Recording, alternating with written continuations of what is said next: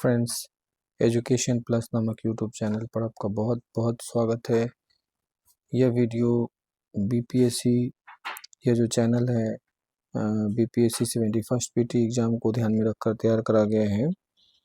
और जैसा कि हमने बताया था कि यह जो चैनल है वह साइंटिफिक तरीके से पढ़ाने के पद्धति पर काम करेगा और बीपीएससी 71st जीएस को कवर सिलेबस को पूरी तरह से एग्ज़ाम से पहले कवर करवाएगा।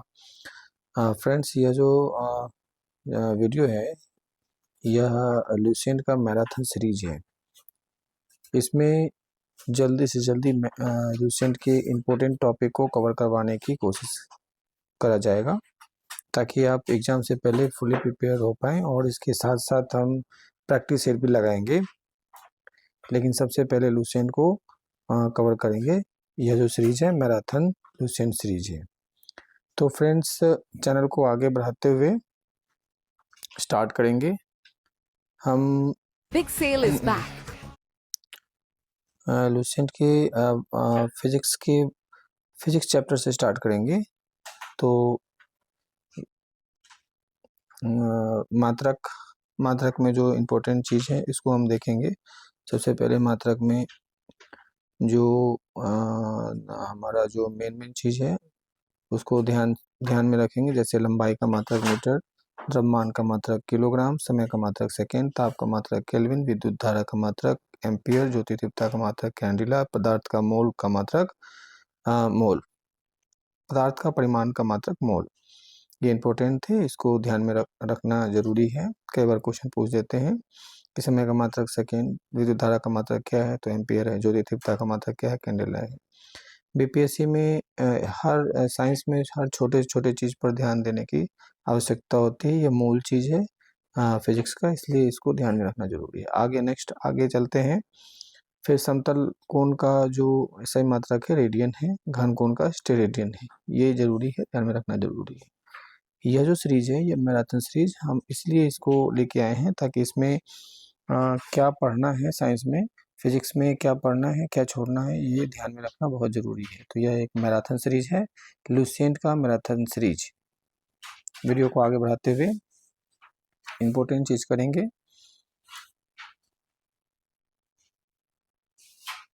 प्रकाश वर्ष इम्पोर्टेंट है। प्रकाश वर्ष क्या है? दूरी का मात्रक है ना।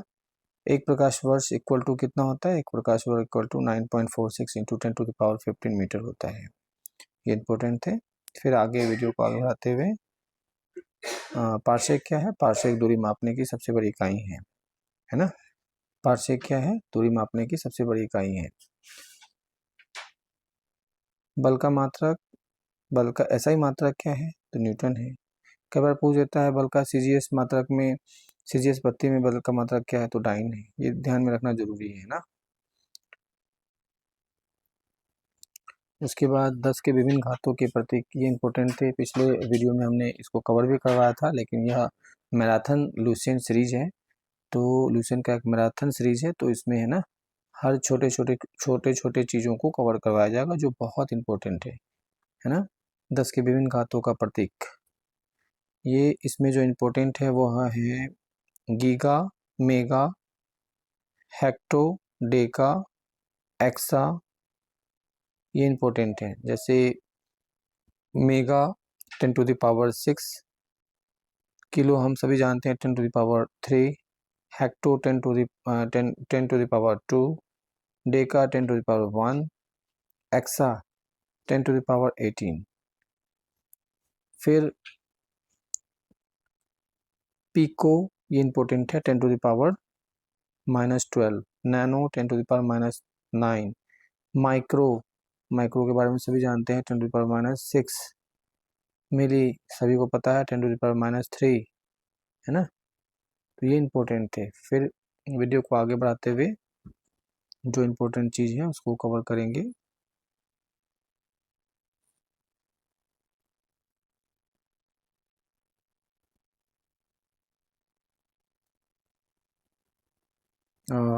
तो इस प्रकार हम मात्रक में जो इम्पोर्टेंट चीज़ थे उसको हमने कवर कर लिया है। फ्रेंड्स, हम आपको बताएं कि यह जो वीडियो है स्पेशली लुसेंट का मैराथन सीरीज है, इसको जल्दी से जल्दी कवर करवाएंगे। साइंस को हर हर चैप्टर को कवर करवाएंगे, जिसके हर पार्ट्स को कवर कराया जाएगा इसमें, जो इम्पोर्टेंट चीज़ें हैं। फिर नेक्स्ट वीडियो को आगे बढ़ाते हुए हम गति स्पीड टॉपिक को देखेंगे, इसमें क्या क्या इम्पोर्टेंट है। तो फ्रेंड्स, ये जानना जरूरी है सदिश राशि और अदिश राशि में क्या अंतर है। सदिश राशि क्या है?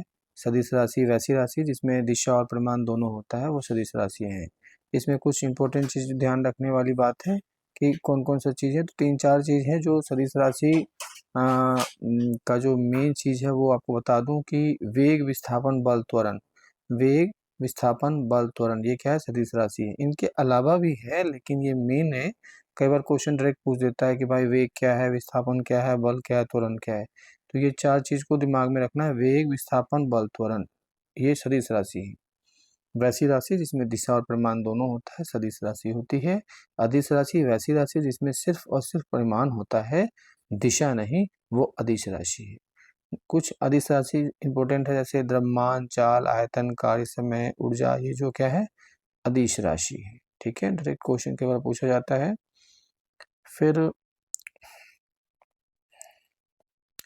ये थोड़ा इंपॉर्टेंट है, दूरी हमेशा पॉजिटिव होता है, नेगेटिव नहीं, पॉजिटिव में होता है दूरी। उसके बाद विस्थापन का कई बार ऐसा ही मात्रक पूछ देता है। विस्थापन का ऐसा ही मात्रक क्या है? तो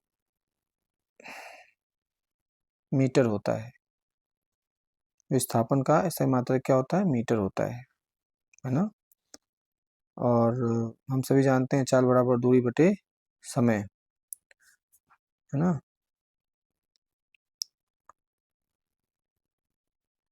फिर इस प्रकार वीडियो को आगे बढ़ाएंगे। फिर वेग, वेग के बारे में कई बार पूछ देता है कि सदिश राशि या अदिश राशि है, तो ये सदिश राशि है। वेग क्या है? सदिश राशि है। वेग का ऐसा ही मात्रा क्या है? मीटर पर सेकेंड है। त्वरण, एक्सेलरेशन, त्वरण को इंग्लिश में एक्सेलरेशन कहते हैं। ये बहुत इंपॉर्टेंट है ये ना। इस स्पीड चैप्टर का सबसे इम्पोर्टेंट त्वरण है ना। त्वरण के बारे में ये क्या है? सदिश राशि है। त्वरण का जो एसआई मात्रक होता है वो मीटर पर सेकेंड स्क्वायर होता है। मीटर पर सेकेंड स्क्वायर हो जाता है ना। प्रोजेक्टाइल मोशन जो है इम्पोर्टेंट है। प्रक्षेप्य गति इसको हिंदी में कहते हैं, प्रोजेक्टाइल मोशन, है ना। ये इम्पोर्टेंट है, बहुत इम्पोर्टेंट है, इस पर ध्यान देने की आवश्यकता है।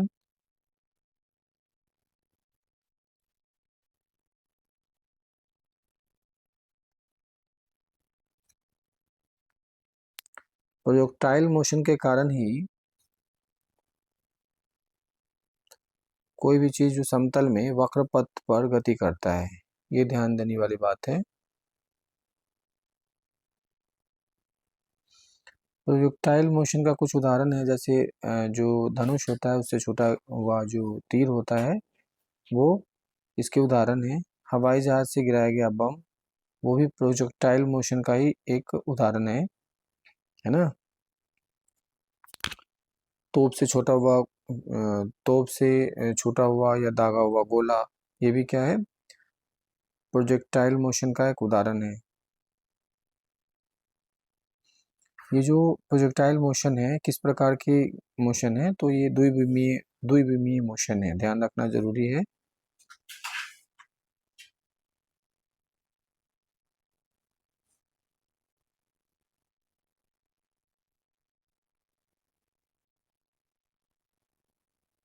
सर्कुलर मोशन भी इम्पोर्टेंट है, सर्कुलर मोशन पे भी ध्यान देने की आवश्यकता है।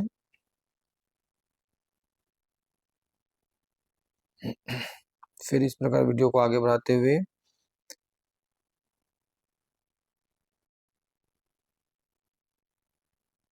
एंगुलर वेलोसिटी, कोणीय वेग इम्पोर्टेंट है। कोणीय वेग, एंगुलर वेलोसिटी, ये भी इम्पोर्टेंट है, इस पे भी ध्यान देने की जरूरत है।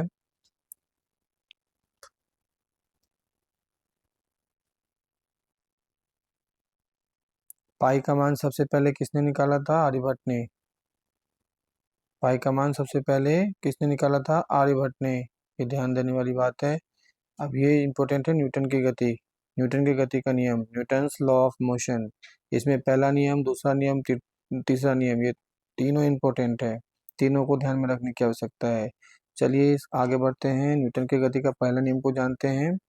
अच्छा, एक बार ये जरूरी है कि न्यूटन ने 1687 में अपनी पुस्तक प्रिंसिपिया में सबसे पहले गति के नियम की चर्चा किया है ना? 1687 में। अब कौन सी पुस्तक में? प्रिंसिपिया में। गति का पहला नियम क्या है? कोई भी वस्तु विरामावस्था में तब तक रहता है जब तक कि उस पर कोई बाहरी बल कार्य ना करे। ये जरूरी है। अच्छा, प्रथम नियम को एक गैलीलियो का नियम या जड़त्व का नियम कहते हैं। ध्यान देने वाली बात है। प्रथम नियम से क्या मिलता है? न्यूटन की गति का पहला नियम से बल की परिभाषा मिलती है ना?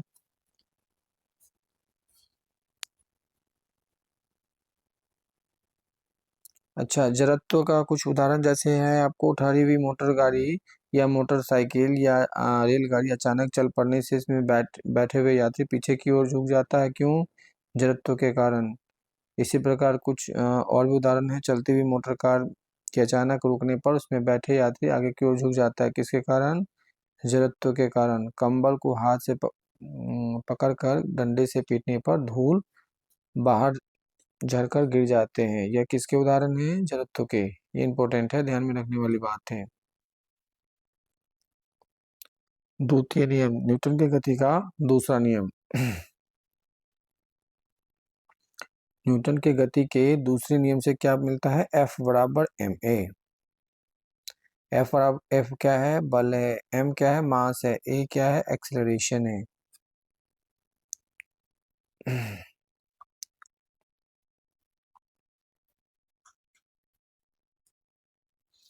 न्यूटन की गति का तीसरा नियम क्या है? न्यूटन की गति का तीसरा नियम है प्रत्येक क्रिया के बराबर और विपरीत प्रतिक्रिया होते हैं। प्रत्येक क्रिया के बराबर परंतु विपरीत दिशा में प्रतिक्रिया होती है। जैसे बंदूक से गोली चलाने पर पीछे की ओर धक्का लगता है। किसका उदाहरण है? ये गति का तीसरा नियम का उदाहरण है।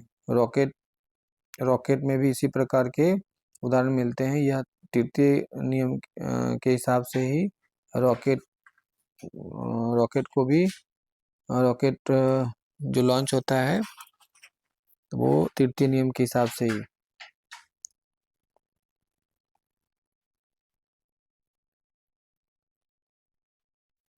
ये बहुत इंपॉर्टेंट है, सेंट्रीपिटल फोर्स। सेंट्रीपिटल फोर्स, अब इसको हिंदी में अभिकेंद्रीय बल कहते हैं। ये इंपॉर्टेंट है, ध्यान रखना है इसको। अभिकेंद्रीय बल जैसे ही आएगा समझिए सेंट्रीपिटल है, सेंट्रीपिटल फोर्स। देखिए इसमें कंफ्यूजन है, centripetal force, centrifugal force. Centripetal force मतलब अभिकेंद्रीय, सेंट्रीफ्यूगल अपकेंद्रीय, अभिकेंद्रीय अपकेंद्रीय। ठीक है, ये जरूरी है।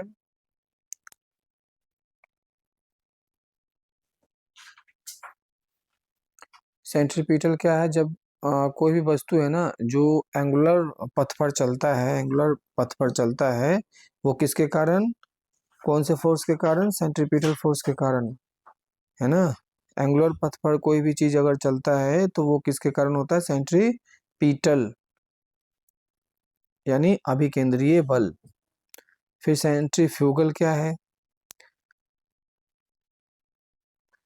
सेंट्रीफ्यूगल जो होता है वो, जैसे कि कपड़ा वॉशिंग मशीन में कौन सा फोर्स लगता है? सेंट्रीफ्यूगल। दूध से जो मक्खन निकालते हैं उसमें कौन सा फोर्स लगता है? सेंट्रीफ्यूगल, है ना? ये इंपॉर्टेंट चीज है, ध्यान में रखना जरूरी है। तो इस प्रकार फिर आगे बढ़ते हैं।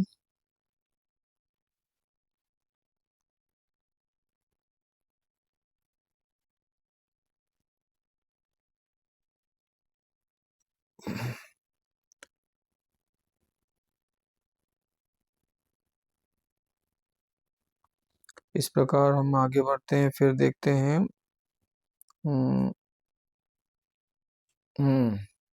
सेंटर ऑफ ग्रेविटी, गुरुत्व केंद्र क्या है? गुरुत्व केंद्र, सेंटर ऑफ ग्रेविटी क्या है? किसी वस्तु का गुरुत्व केंद्र वह बिंदु है जहां वस्तु का समस्त भार कार्य करता है।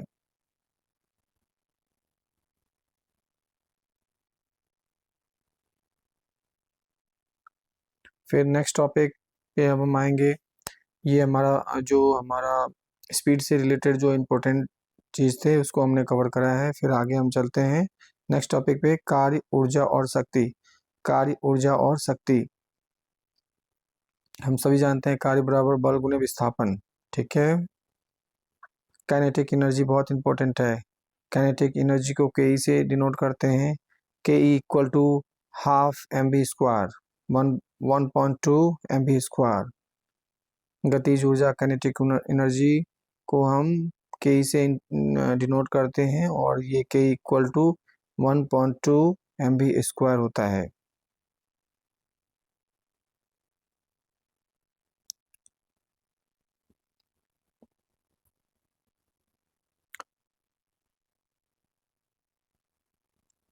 इसी तरह पोटेंशियल एनर्जी, स्थितिज ऊर्जा, पोटेंशियल एनर्जी को स्थितिज ऊर्जा कहते हैं। ये इसको डिनोट करते हैं पीई से, P equal to M G H, जहाँ पे एच क्या है, हाइट है, जी है ग्रेविटी, एम क्या है, मास है।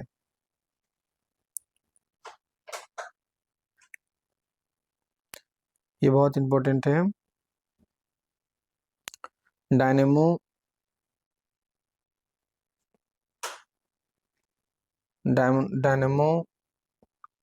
डायनेमो जो है डीसी से एसी, डीसी को एसी में कन्वर्ट करता है। डायनेमो डीसी से डीसी को एसी में कन्वर्ट करता है। सोलर सेल सोलर ऊर्जा को एसी में कन्वर्ट करता है। ट्यूबलाइट क्या है, विद्युत ऊर्जा को प्रकाश ऊर्जा में। विद्युत मोटर क्या है, विद्युत मोटर एसी को डीसी में कन्वर्ट करता है। विद्युत सेल रासायनिक ऊर्जा को एसी में कन्वर्ट करता है ना। ये इंपॉर्टेंट थे। फिर आते हैं फिर नेक्स्ट की तरफ, पावर। ये इंपॉर्टेंट है, ये इंपॉर्टेंट टॉपिक है पावर, इससे क्वेश्चन आते रहते हैं। तो पावर जो है, पावर इक्वल टू कार्य बटे समय होता है। ये इंपॉर्टेंट है। 1 kilowatt equal to 1000 watt होता है। ये इंपॉर्टेंट है। 1 किलो वॉट इक्वल टू कितने वॉट, 1000 वॉट। अश्व शक्ति, हॉर्स पावर इंपॉर्टेंट है। Horsepower, 1 horsepower equal to 746 watt important है। फिर इस प्रकार हम कार्य, ऊर्जा, शक्ति से जो मेन चीज थे उसको हमने कवर करा है। फ्रेंड्स, हम फिर से बता दें कि यह जो सीरीज है, यह जो वीडियो है, लुसेंट मैराथन सीरीज है, इसको हम जल्दी से जल्दी कवर करने की कोशिश करेंगे ताकि एग्जाम से पहले हम आपको सिलेबस को कवर करवा सकें और आपके जो प्रिपरेशन है उसको हम सटीक बना पाएँ और आप एग्जाम में अच्छे से अच्छा परफॉर्मेंस कर पाएँ। नेक्स्ट टॉपिक की ओर बढ़ते हैं, गुरुत्वाकर्षण। गुरुत्वाकर्षण के बारे में बताएं आपको क्या क्या चीज़ इंपॉर्टेंट है। कि गुरुत्वाकर्षण का जो नियम है सबसे पहले किसने दिया था, हेनरी कवेंडिश ने। गुरुत्वाकर्षण का नियम सबसे पहले जो दिया था वो हेनरी कवेंडिश, 1788 में।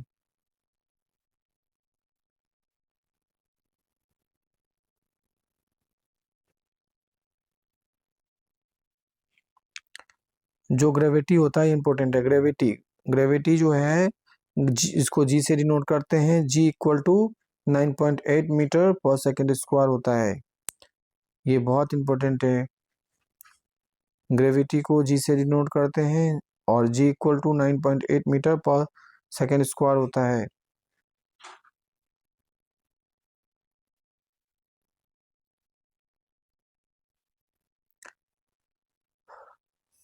उसके बाद अच्छा, ये इंपॉर्टेंट है कि ग्रेविटी के मान में परिवर्तन कैसे होता है, तो ये बहुत इंपॉर्टेंट है।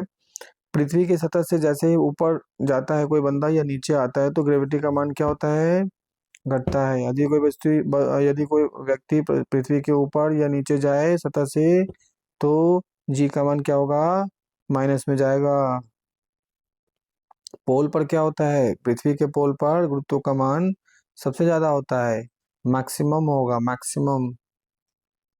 पृथ्वी के ध्रुव पर यानी पोल पर जी का मान सबसे मैक्सिमम होगा।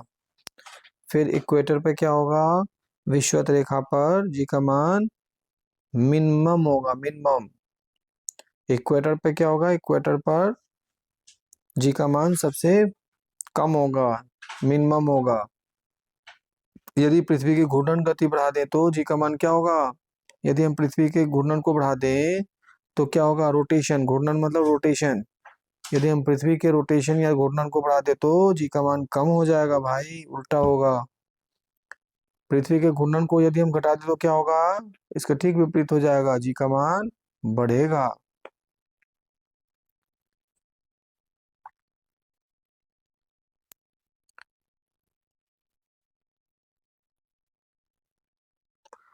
ये इंपॉर्टेंट है, weight of a body in lift. जब लिफ्ट ऊपर की ओर जाता है तो लिफ्ट में वस्तु लिफ्ट में किसी भी चीज का जो भार है वो क्या होगा, हमें थोड़ा सा प्लस प्रतीत होगा, उसमें बढ़ा हुआ प्रतीत होगा। जब हम लिफ्ट में ऊपर जाते हैं तो हमें थोड़ा सा वेटेड, अपने आप को लगता है कि हम वेटफुल हो गए हैं, यानी बढ़ा हुआ लगेगा। जब लिफ्ट नीचे की ओर जाएगा तो उसका भार जो है, किसी भी वस्तु का भार माइनस में लगेगा, लगेगा कि हटा हुआ है। जब लिफ्ट एक समान वेग से ऊपर नीचे करे तो उसके भार में कोई परिवर्तन नहीं होगा, किसी वस्तु के भार में कोई परिवर्तन नहीं होगा। यदि लिफ्ट में वस्तु अचानक से जो है ना, लिफ्ट का डोरी टूट जाए तो वस्तु के भार में क्या होगा, ये माइनस यानी शून्य हो जाएगा। वस्तु का भार यानी भारहीन हो जाएगा, भारहीन, वेटलेस हो जाएगा, ये वेटलेस।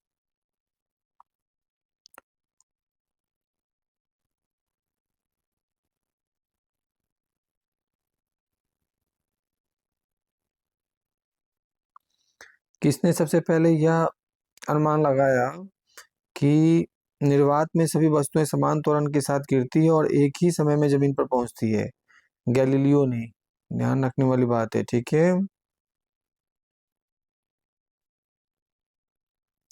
प्रत्येक ग्रह सूर्य के चारों ओर कौन सी कक्षा में परिक्रमा करते हैं, किस प्रकार की कक्षा में, दीर्घवृत्ताकार कक्षा में,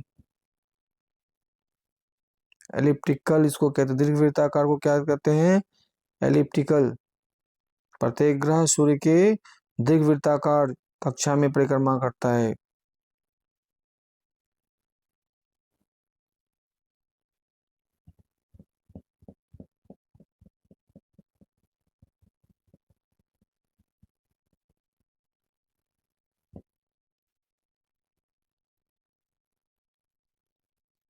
जैसा कि हम लोग जानते हैं कि IAU ने प्लूटो को ग्रह की श्रेणी से निकाल दिया है, इसलिए सबसे ज्यादा जो सबसे दूर जो ग्रह माना जाएगा वो किसको माना जाएगा, नेपच्यून को माना जाएगा, यानी वरुण को, नेपच्यून। पहले प्लूटो था, अब नेपच्यून रह गया है।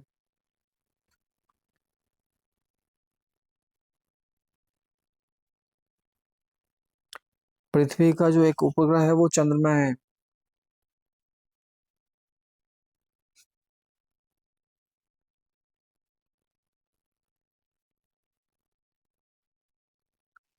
किसी भी उपग्रह का परिक्रमण काल यानी period of revolution of a satellite, period of revolution revolution of a satellite, उसकी गणना हम कैसे करते हैं, उसकी गणना करने का जो फॉर्मूला है, परिक्रमण काल इक्वल टू कक्षा की परिधि बटे कक्षीय चाल। परिक्रमण काल इक्वल टू कक्षा की परिधि बटे कक्षीय चाल। उपग्रह का परिक्रमण काल निकालने का जो फॉर्मूला है वो ये है कि परिक्रमण काल इक्वल टू कक्षा की परिधि बटे कक्षीय चाल।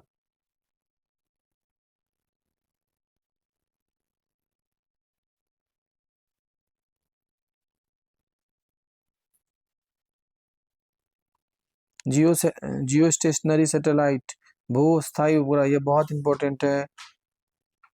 यह जो उपग्रह है यह पृथ्वी के तल से लगभग 36,000 किलोमीटर की ऊंचाई पर रहकर पृथ्वी का परिक्रमा करता है। ये इंपॉर्टेंट है। जो जियो स्टेशनरी सैटेलाइट, जिसको भूस्थायी उपग्रह कहते हैं, यह उपग्रह पृथ्वी तल से लगभग 36,000 किलोमीटर की ऊंचाई पर रहकर पृथ्वी का परिक्रमा करता है।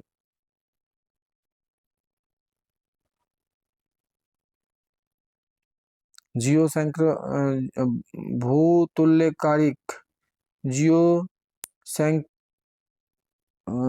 भूतुल्यकालिक कक्षा में संचार उपग्रह स्थापित करने की संकल्पना या संभावना सबसे पहले किसने व्यक्त किया था? Arthur C Clarke. ये बहुत इंपॉर्टेंट है। आर्थर सी क्लार्क भूतुल्यकालिक कक्षा में संचार उपग्रह स्थापित करने वाले जो संभावना व्यक्त किया, वो पहला व्यक्ति आर्थर सी क्लार्क है। स्केप वेलोसिटी पलायन वेग बहुत इंपॉर्टेंट है। यदि किसी वस्तु को 11.2 किलोमीटर पर सेकंड की रफ्तार से ऊपर की ओर फेंका जाए तो वो वापस नहीं आएगा। इसे ही पलायन वेग कहते हैं।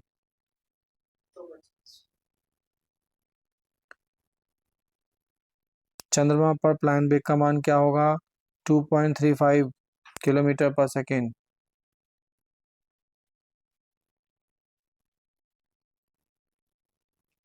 इस प्रकार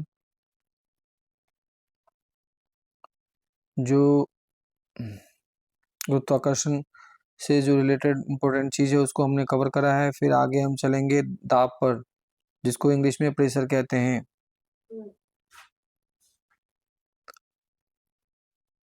दाब का ऐसा ही मात्रक क्या है? पास्कल है। एटमॉस्फेरिक प्रेशर, ये इंपॉर्टेंट है। एटमॉस्फेरिक प्रेशर वायुमंडलीय दाब। वायुमंडलीय दाब का ऐसा ही मात्रक क्या होता है? बार।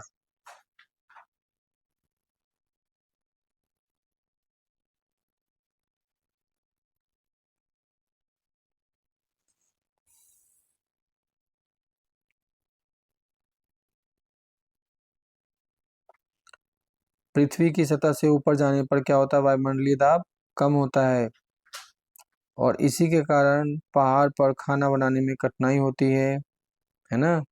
वायुयान में बैठे यात्री के फाउंटेन पेन से स्याही बाहर निकल जाता है। क्यों? क्योंकि वायुमंडलीय दाब कम हो जाता है, जिसके कारण पेन से स्याही बाहर आ जाता है। पहाड़ों पर खाना बनाने में कठिनाई होती है।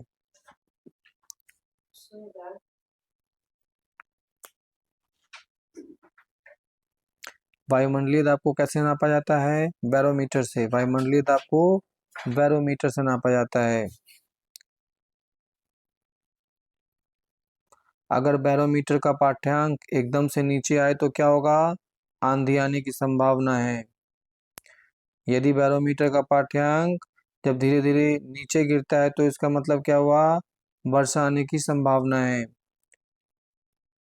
अगर बैरोमीटर का पाठ्यांक जब धीरे धीरे ऊपर उठे तो मौसम साफ रहने की संभावना।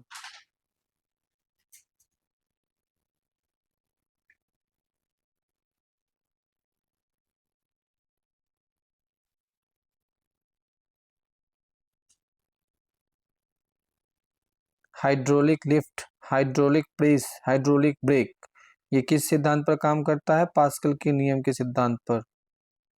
Hydraulic lift, hydraulic press, hydraulic brake, ये पास्कल के नियम से काम करता है, पास्कल के नियम पर आधारित है।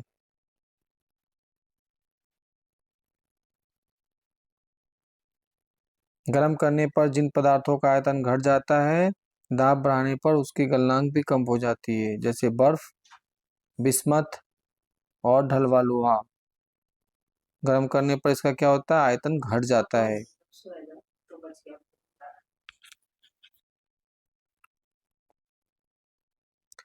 फ्रेंड्स, इस प्रकार ये लुसेंट का मैराथन सीरीज है और इस प्रकार हमने एक टॉपिक को और कवर किया है। फिर नेक्स्ट टॉपिक हम आपको कल लेके आएंगे, क्योंकि रात ज़्यादा हो गई है। हमें सोना भी है, फिर कल आपके सामने में वीडियो लेके आएंगे। तब तक के लिए शुभ रात्रि। जय हिंद।